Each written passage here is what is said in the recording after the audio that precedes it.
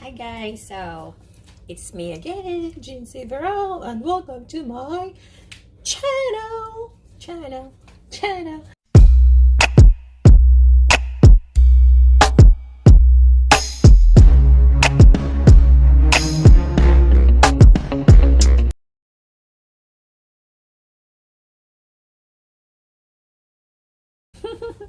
So today I'll be sharing to you my personal recipe for a Philly cheesesteak.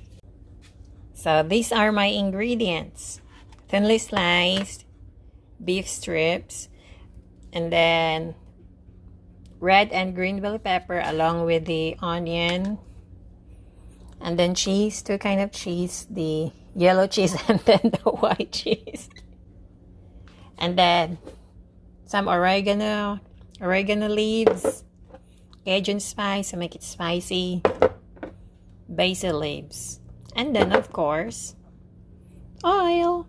Yep, those are my ingredients. First step is let's preheat the pan.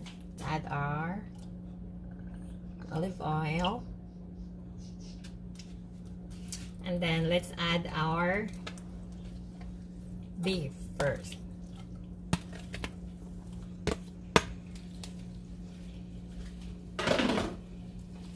And let's saute this for 1 minute or until it will turn brown.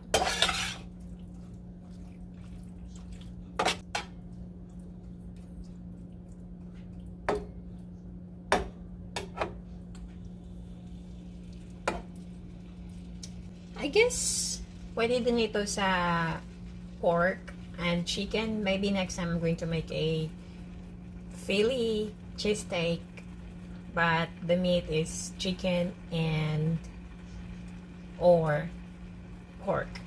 I never tried making Philly cheesesteak or Philly cheesesteak in pork or chicken meat. Okay, since turning to brown na ang meat natin, let's add the onion and the bell peppers.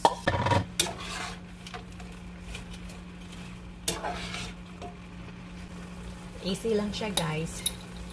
Mix all the ingredients together, let it sit and let it cook for several minutes, and then after, when the meat is ready or fully cooked, and then let's put the cheese on top.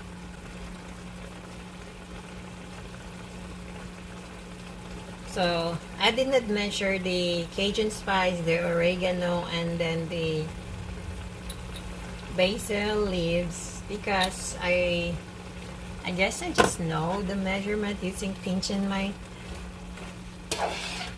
my fingers.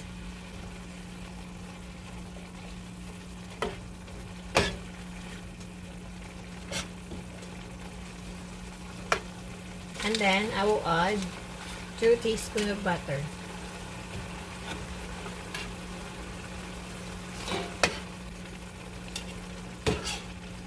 Saute lang natin ito, guys, hanggang sa maubos yung sabaw kasi yung meat is nag-watery siya. So, if naubos na yung sabaw is that's the time na lalagyan natin ng cheese.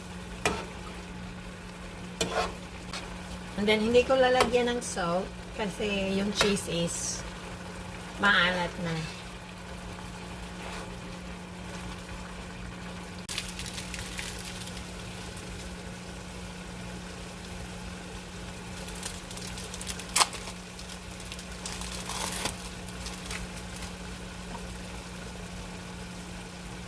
Okay, so since counting liquid lang ang natira, ilalagay na natin yung cheese. Hinaan ko na yung apoy.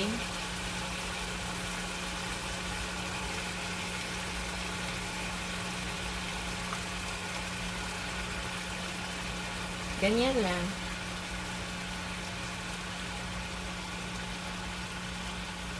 Tapos, if mag-melt na yung cheese is, yun, mix mo na lang siya. After that, it's ready to serve. And it is good to pair with hot dog bun. Or if you want to make it as a burger style, then you can use burger bun instead of hot dog bun. Here. And then I'll cover this one para ang heat is hindi mag-soak talaga sa cheese, and then the cheese will really melt. As in melty. So after 1 minute, ito na. Super cheesy na siya.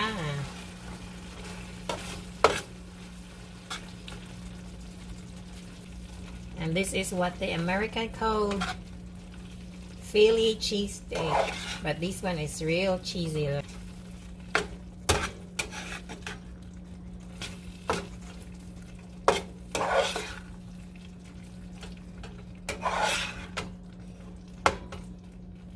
So there you go, guys.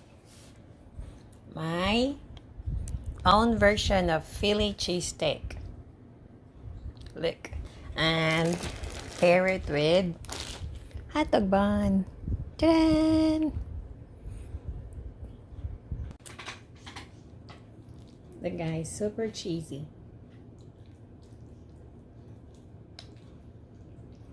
So, ito. Just need to put this in your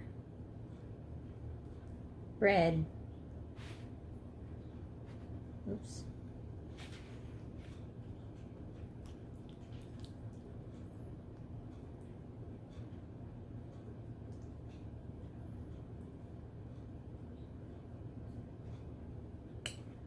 Oh.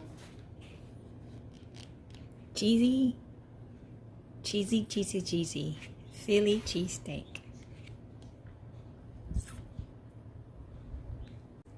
Thank you so much for watching again. Thank you so much for tuning in and watching my video again. So this is Jeansy Veral, and bye-bye.